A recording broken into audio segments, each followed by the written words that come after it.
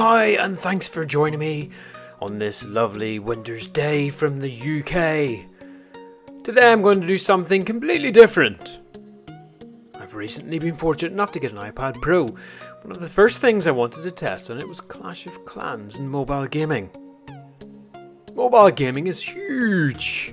In fact, it's about to swallow the console gaming market. I predict that within the next 5 years, the console market will play second fiddle to the mobile gaming market. But what would my opinion matter? I'm only a tree. Anyway, back to the iPad and Clash. What the? I best get a human. I'll be right back. Oh no! Okay, now I've got some human arms and hands to use. Let's get on with it. I must say, they're very pretty hands. Soft.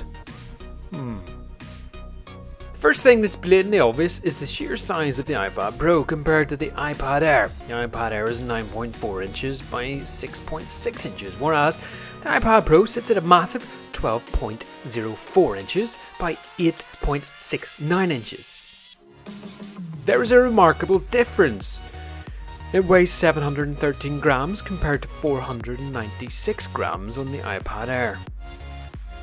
I've been relatively comfortable on the Air and much prefer to use it over my iPhone 6s Plus. So where does the iPad Pro sit within this? I was concerned when I read some articles online stating the iPad Pro gaming had not been optimised. I'm guessing this was very much a case of game makers playing catch up with the hardware. I got my iPad Pro almost 3 months after launch. It's safe to say that it looks like the major players have certainly caught up. Clash looks simply stunning on this huge screen. I find massive benefits in using this much larger surface area over the past couple of days. It's a bit like a chessboard. The Clash playing area is divided into small squares and you deploy troops onto it.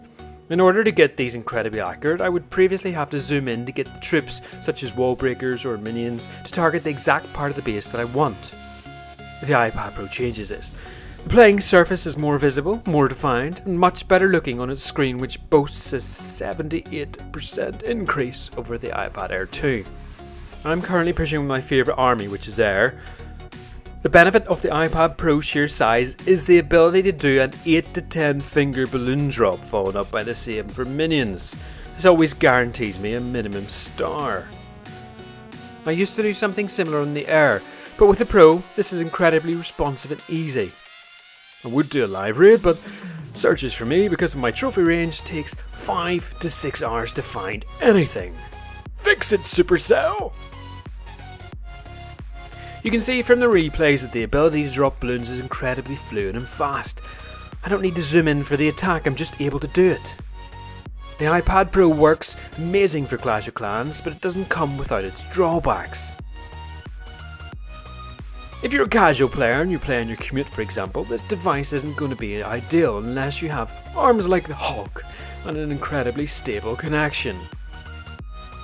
This works for me because I tend to only play Clash at home. The battery seems to do really well. I can easily search for 5 to 6 hours without needing a charge. Previously I would have had my Air plugged in, but the Pro gives me the confidence the battery can last easily beyond a hard Clash session. I wanted the Pro for other reasons and I wouldn't recommend buying this specifically for a game. If you are a hardcore player, as in you play for the top war community, then it might actually be something to consider. Overall, the iPad Pro is an incredible device that certainly makes the Clash experience something different. I've genuinely been looking at raids differently since I started playing on it. Well, there's a human saying that bigger isn't always better. Well, I'm pretty convinced after playing for a while that bigger is actually better. Well, thanks for joining me, guys. Take care. I am